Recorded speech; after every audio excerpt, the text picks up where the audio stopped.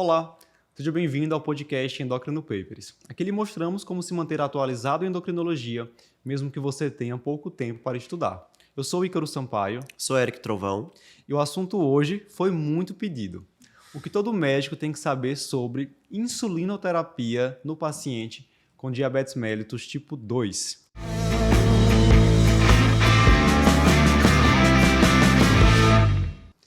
Eric, insulinizar um paciente com diabetes mellitus tipo 2 é algo que qualquer médico deve dominar, Sim. né?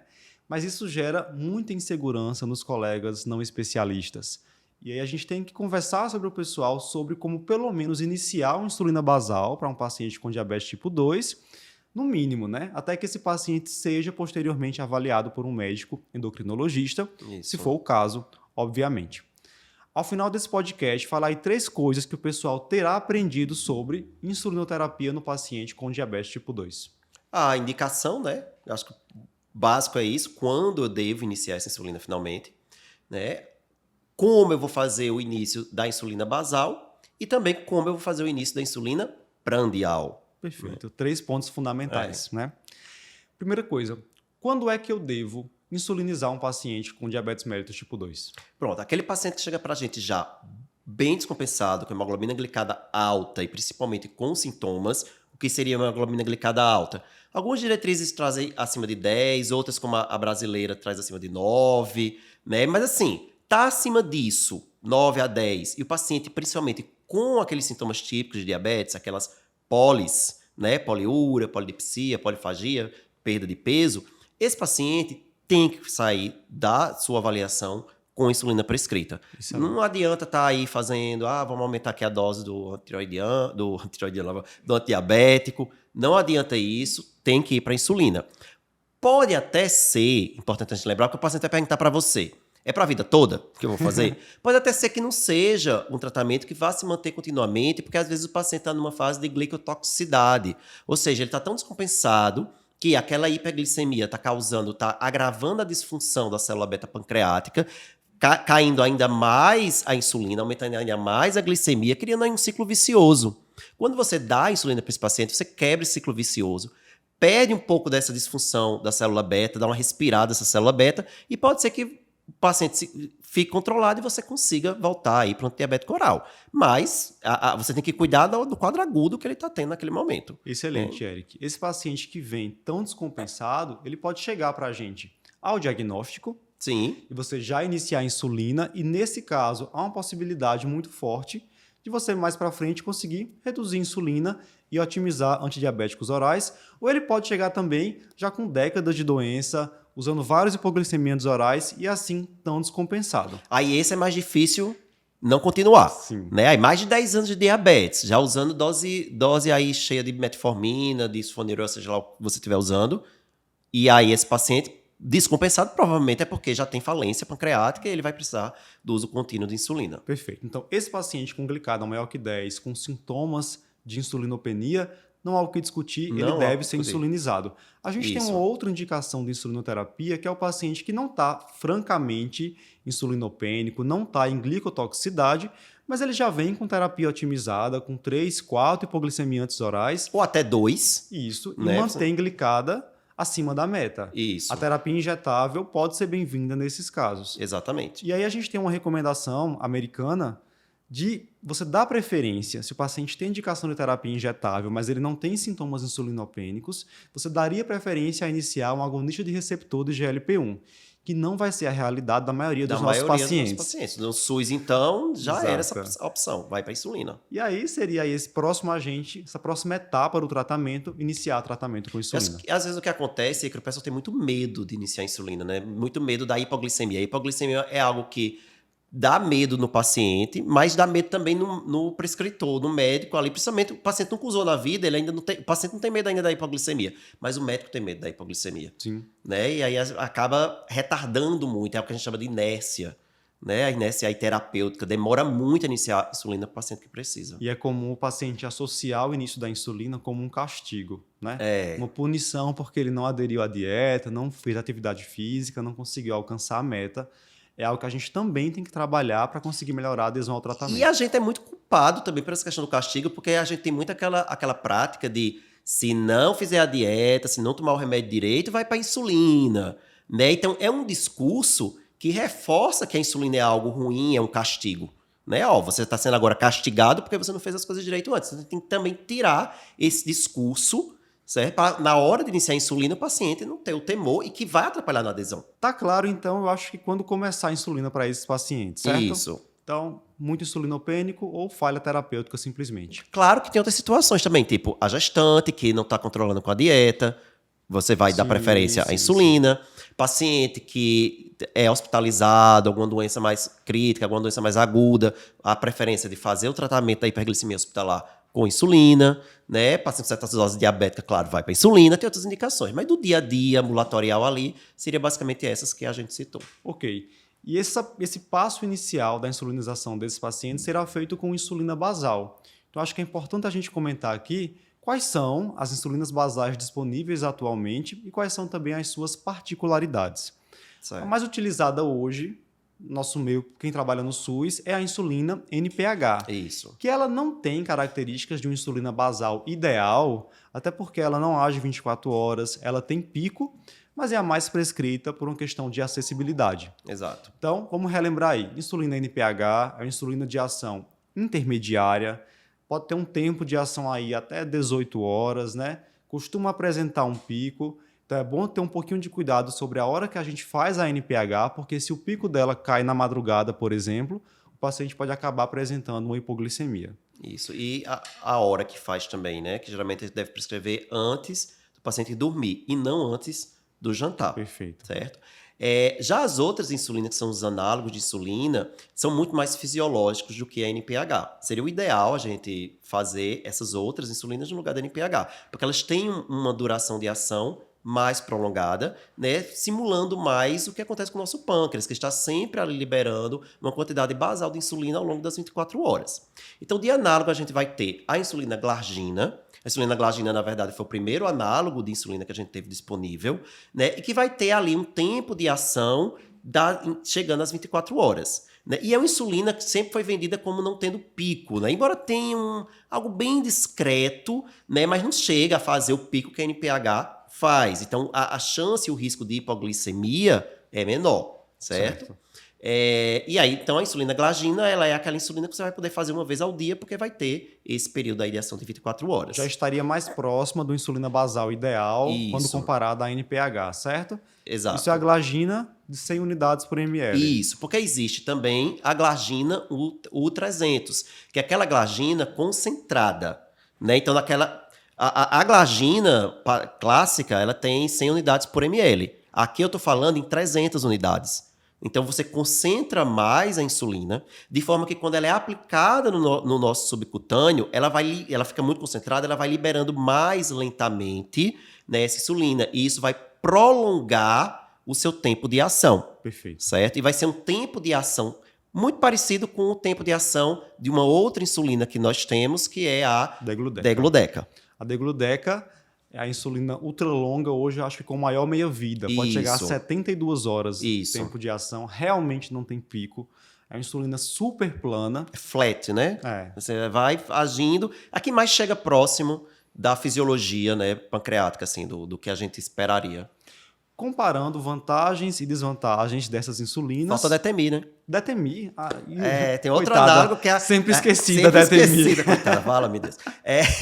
Verdade. Então, a Detemir também ela é de ação longa, mas ela não chega às 24 horas. Exato. Então, vai variando aí de 16 a 22 horas no máximo, tá? E ela tem uma desvantagem em relação às outras, porque glargina, seja 100, seja 300 e a Degludeca, a gente vai fazer ali uma vez ao dia, né? Embora haja exceções em relação à glargina, mas a Detemir, na maioria das vezes, uma vez só ao dia, a gente não vai conseguir controlar esse paciente. A gente vai acabar tendo que dividir dose também, fazer bem semelhante ao que a gente faz com o NPH.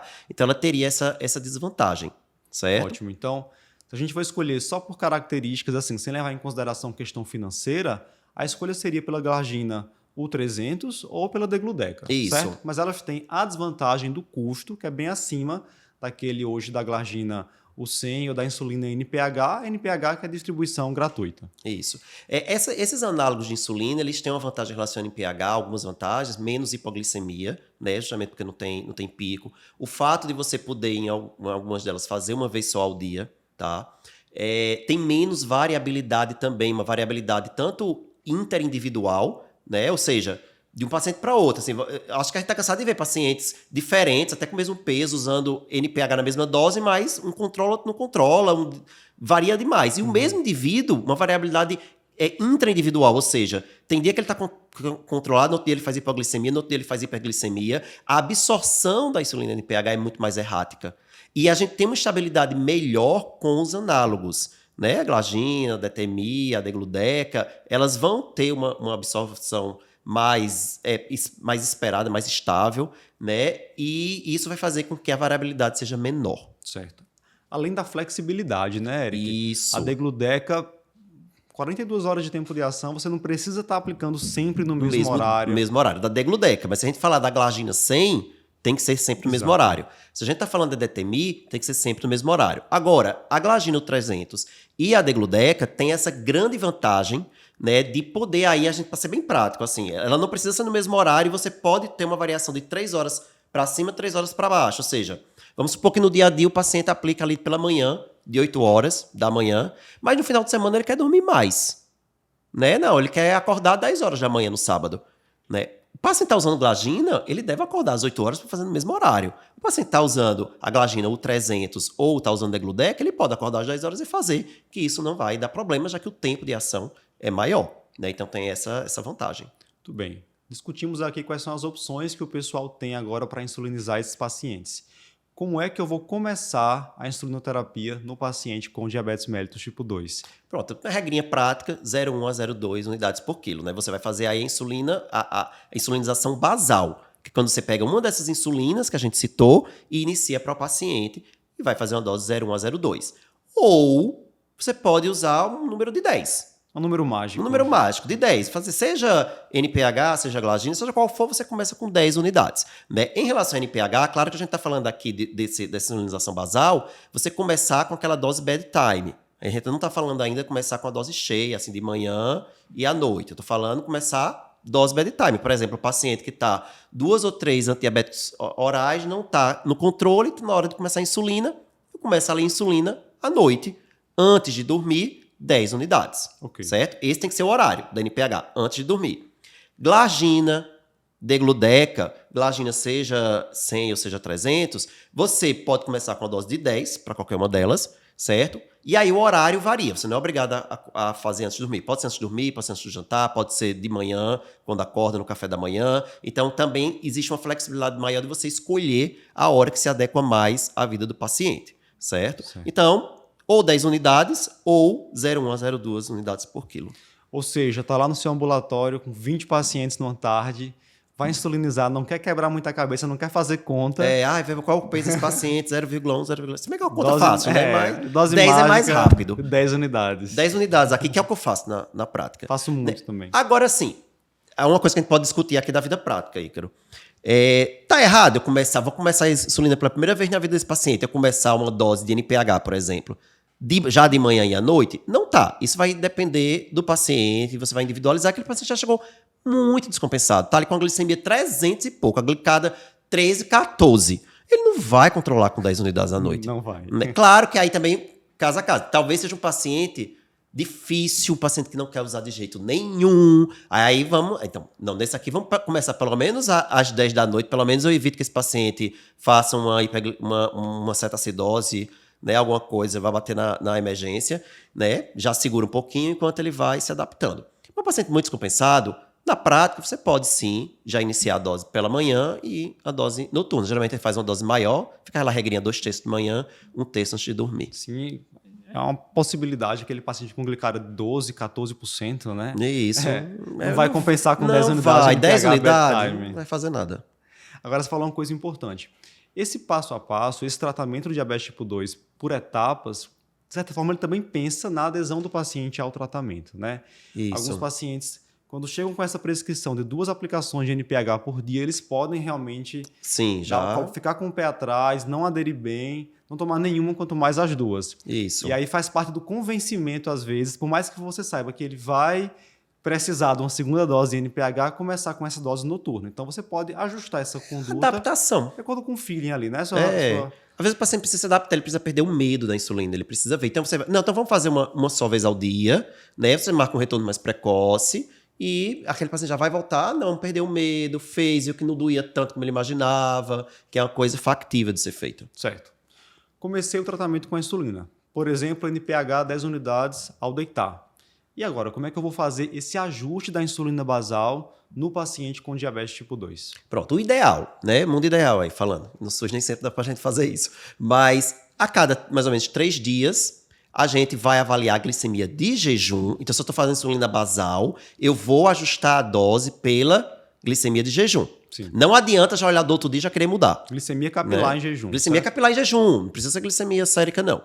Então, vai ali. Isso, o paciente, obviamente, precisa ter acesso ao glicosímetro, à fita, que, de novo, nem sempre é uma realidade, principalmente no SUS. Mas é o ideal. A cada 3 dias, ele faz a glicemia de jejum e aí a gente ajusta. Se ainda não tiver na meta, ou seja, não tiver ali mais ou menos em torno de 90, 130, mais ou menos, de glicemia de jejum, você aumenta aí 2 unidades. E aí vai aumentando em 2 unidades. Isso para NPH, para glagina, para degludeca, embora a degludeca, né, até se oriente, você poder fazer uma vez por semana essa titulação. Porque como ela tem um período mais longo de ação, né, às vezes você até demora a ver o efeito dela.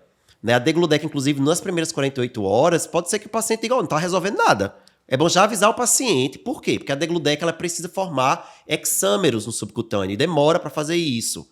Né? E mesmo depois que você ajusta, de novo, aí vai ter que ter essa readaptação ali no subcutâneo para poder a insulina começar a fazer efeito. Então, talvez para a degludeca você possa espaçar mais esse tempo. Algumas diretrizes botam até uma vez por semana. Né? Mas para as demais, glagina, detemia, NPH, e a cada 3 dias, vê a glicemia capilar de jejum e aumenta 2 unidades se não tiver controlado. Se tiver hiperglicemia. Faz uma média da glicemia em jejum. Não Isso? Isso. E se o paciente tiver hipoglicemia, a gente também vai ter que fazer um ajuste nessa Isso. dose. Então, primeira coisa, o paciente relatou uma hipoglicemia, você vai tentar identificar se houve algum erro na tomada da insulina, um atraso muito importante de refeição, ou seja, se teve uma causa que explique aquela hipoglicemia. Se é uma hipoglicemia sem justificativa, vai reduzir a dose da basal em 10 a 20%, Isso. de acordo com a gravidade da hipoglicemia. Se é uma hipoglicemia grave, reduzir em torno de 20%. Se for hipoglicemia mais leve, 60%, 65%, reduzir 10%. Antes de vir para cá, inclusive, eu atendi uma paciente agora fazendo hipoglicemia. Por quê? Porque não está comendo. Assim, ela meio faz... Enfim. Aí o filho entregou, né? E é por preguiça de comer. Ele disse, quando é massa, besteira, doce, ela não tem preguiça não, ela come. Mas quando é a refeição, não come. Então, sempre procurar a causa da hipoglicemia. Às vezes, a culpa não é da insulina, é de algum problema ali na refeição, omissão de refeição. Então, esse esquema de ajuste feito pelo próprio paciente evita que o paciente venha para você, por exemplo, daqui a 3 meses, ainda com NPH 10 unidades, mantendo a glicemia de jejum de 300. Você falou uma coisa importante, né? A gente pode fazer essa orientação para o paciente, né? Não é que o paciente vai voltar para mim todos os dias. A cada 3 dias, não. Você pode fazer essa prescrição e dar ao paciente. Agora, de novo, isso nem sempre é uma realidade, né? Porque nem sempre o paciente consegue fazer isso. Às vezes, ele mesmo não entende ali, tem um problema de entendimento, né? E outras vezes ele nem fita tem para poder fazer isso, né? Então, complica. Realmente vai... Muitas vezes no SUS volta 3 meses depois, sem nem mapa as glicemias capilares, só com a glicada para você ajustar. E é algo meio óbvio, Eric, mas o último guideline da ADA com a EASD reforçam lá no fluxograma que nesse momento em que o paciente vai fazer esse monitoramento de glicemia capilar em jejum, você pode também oferecer ao paciente, se houver condição financeira, de utilizar um sensor de monitoramento contínuo de glicose. Um sonho. Aqui a gente está falando de um paciente diferenciado, né? O paciente que vai usar a degludeca, né? O paciente vai colocar um Libre para checar a glicemia. Aí seria perfeito, né? Para você fazer esse monitoramento contínuo, né? E para você fazer os ajustes. Não precisaria de glicemia capilar de 3 em 3 dias. Perfeito. Tomamos então como exemplo um paciente que começou sua insulina NPH, 10 unidades, fez ajustes progressivos por conta própria e também com orientação médica em consulta, chegou aí numa dose alta de NPH, permanece com glicada fora da meta. Será que é hora de começar uma insulina prandial para esse paciente? É isso que a gente vai falar agora. Quando a indicação de começar a insulina prandial para o paciente com diabetes mellitus tipo 2? Aí uma coisa muito importante para a gente falar, você está dizendo exatamente, vai aumentando, aumentando, o paciente não controla. O que é que a gente vê muito na prática? Não controla, vai aumentando a basal, vai aumentando a basal. Vê o paciente às vezes está com 50 unidades de basal, 60 unidades de basal, e ninguém começou a insulina prandial. 50 você foi gentil. É, Eu já foi. vi 100 unidades de insulina basal sem insulina prandial, viu? Esse paciente vai controlar? Não vai controlar. Certo? Porque esse paciente, na verdade, aí, nesse momento já está fazendo hipoglicemia. Muitas vezes hipoglicemia noturna que você não está nem vendo, você nem sabe que ele está fazendo hipoglicemia. Então, o que você está fazendo? Ele não controla e começa a fazer hipoglicemia. E a gente sabe aí todos os problemas que vêm associados à hipoglicemia, inclusive com aumento de risco cardiovascular, o risco de ele fazer algum evento. Tá? Então, é preciso a gente saber até onde pode ir só com a basal. Então, a gente precisa perder o medo também da insulina prandial. E aí, uma regrinha prática pode ser, se você está usando aí 0,5 unidades por quilo de basal e não está controlando, pronto, minha gente, vamos começar a insulina prandial, já está na hora, certo? A gente começar, ou até mesmo ver pela glicada, e eu já estou fazendo, seja pela glicemia capilar, né, que não está chegando, seja a glicada está ali 8 ainda, 9, e o paciente já com a glicemia de jejum 130, 120, não está controlando, ele está precisando de insulina prandial. E uma coisa que o pessoal tem dúvida, Eric, é em que momento começar a insulina prandial? Eu vou fazer nas 3 refeições, logo um esquema basal bolos de vez, começo só em uma refeição? Não, você pode começar o esquema basal plus, né, que é aquele esquema que você escolhe a refeição do paciente, né, a maior refeição dele, né, ou se esse paciente estiver trazendo para você as glicemias, você estiver vendo ou tiver um sistema de monitoramento contínuo, você consegue ver em que momento ele faz níveis mais altos, você escolher aquela refeição para começar. Certo. Então, você não é obrigado a começar nas 3, não. Você escolhe ou a maior refeição, ou se tiver acesso àquela em que a glicemia pós-prandial estiver dando mais alta. Perfeito. Certo? E aí vai variar, e café, almoço, jantar.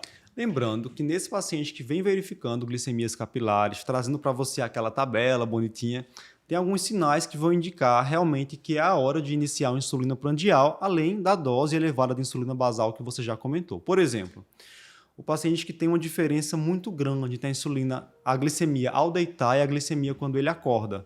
Vai deitar, por exemplo, com 300 de glicemia, acorda com 100. Está tendo uma queda muito grande de glicemia durante a madrugada. Então, esse paciente está hiperbasalizado. Sim. Quando ele for dormir com a glicemia mais próxima da meta, de 140, ele vai acordar com hipoglicemia. Ele vai acordar com hipoglicemia. Então, isso é algo que você pode observar. E, obviamente, diferença muito grande entre a glicemia pré e pós-prandial. Deve sim ter uma elevação, mas não é uma elevação absurda, né? De 120 para 280, 300, Isso. 350, como a gente observa em alguns pacientes. É claro que aumenta, mas não aumenta tanto. E aí, esse paciente traz um mapinha para você glicêmico. Está aumentando muito a glicemia pós-prandial. Ou seja, a glicemia de jejum está controlada, a glicemia pós-prandial não está controlada. Então, é hora de iniciar a prandial.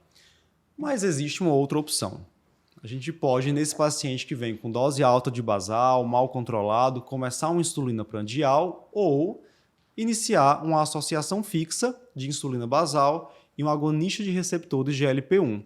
E agora eu quero saber quais são as vantagens da associação fixa de insulina basal com agonista de receptores GLP-1. Pronto, então a gente sabe que a gente tem hoje em dia essa associação, que a gente pega a insulina basal e junta com o análogo GLP-1. A gente tem duas apresentações no mercado, né? A gente tem a Deglira, que é a insulina degludeca, que a gente falou, com a liraglutida, certo, que é esse análogo GLP-1 aí famoso, você não conhece, né? E a gente tem a outra apresentação, que é a insulina glargina com a lixenatida, que é outro análogo de GLP-1. É chamado de Glarlix, né? Isso. E ambas podem ser usadas nesse contexto em que eu preciso controlar a insulina pós-prandial e eu já estou com a basal ok. Tá? Então, é quase um substituto da insulina prandial, com as vantagens de dar menos hipoglicemia e menos ganho de peso. E provavelmente porque o paciente, no final das contas, vai ficar com uma quantidade, uma dose de insulina basal menor. Você consegue controlá-lo com menos insulina. Então ele vai ganhar menos peso, vai ter menos hipoglicemia. Certo? Fora que ele vai aplicar uma vez ao dia. Ali não vai ter a aplicação da insulina prandial, né? 1 ou 3 vezes ao dia. E vai estar utilizando, no caso da Deglira, a liraglutida, que demonstrou reduzir desfechos cardiovasculares. Isso, ainda tem isso. Exatamente. Em pacientes de alto risco, em pacientes com evento prévio, né? Com doença cardiovascular estabelecida. Isso, aí só vale a pena dar um exemplo, né? Para o pessoal entender. né? Por exemplo, dá o exemplo da deglira. Então a gente tem ali a enzima degludeca e tem a liraglutida. Eu resolvi que eu vou começar. Né? Esse paciente está usando 30 unidades de glagina, por exemplo, e vou para deglira. Né? Na hora de começar, você vai parar a glagina e não vai começar 30 unidades, não é 1 para 1. Né? Você vai começar 16. Certo. É esse número aí, fixa o número. Começa 16 unidades. 16 unidades é 16 unidades da degludeca. Então você tem degludeca e lira. Quando eu falo 16 unidades, eu estou falando da insulina. Em 16 unidades de degludeca, eu vou ter aquela dose inicial de liraglutida de 0,6 miligramas, que é a dose com a qual a gente começa a liraglutida. Então é a dose inicial dessa associação. E a partir daí você vai titulando, certo? Como a gente já falou que é a titulação, baseado apenas na dose da insulina. Você não pensa mais aí na dose da liraglutida. Você vai titular com qualquer outra insulina esse paciente. Certo. Então começa com 16 e faz a titulação de acordo com o que a gente já sabe que é a titulação para insulina. Perfeito. Somente a dose máxima do Ideglira, que são 50 unidades, é baseada na liraglutida. Isso, que aí isso. equivale a 1,8 miligramas liraglutida por dia. Isso. Então o paciente não vai passar de 1,8 aí, né, com a dose, porque vai até 50, né, a gente tem como ele passar dessa dose de 1,8. Reforçando, pode estar com 50 unidades de insulina glargina inicialmente, vai reduzir para 16 de Ideglira. Isso. Muita gera gente tem muita medo dúvida, disso, né? Aí eu vou descompensar o paciente, meu Deus. E agora? Vai ter sim, inicialmente, uma elevação de glicemia, a gente tem que informar isso ao paciente, mas depois ele consegue ficar bem compensado com uma dose Isso. muito menor de insulina. É algo transitório, não se preocupe, porque ele já teve muito pior do que isso aí com a glicose dele. Inclusive, ele pode ter passado a glicemia, às vezes tá com a glicemia alta, não sabe nem que tem diabetes, aí depois a gente fica com medo, porque ele vai ficar alguns dias em hiperglicemia. Não precisa ter esse medo, não. Excelente, Eric. Então é isso. Esse é o passo a passo inicial para insulinizar um paciente com diabetes mellitus tipo 2. Tenho certeza que esse podcast vai ajudar muita gente, principalmente os médicos não endocrinologistas. Se você gostou, se aprendeu algo novo, compartilhe aí com seu colega médico e continue acompanhando o Endocrino Papers no Instagram e nas demais plataformas. Até a próxima. Até mais.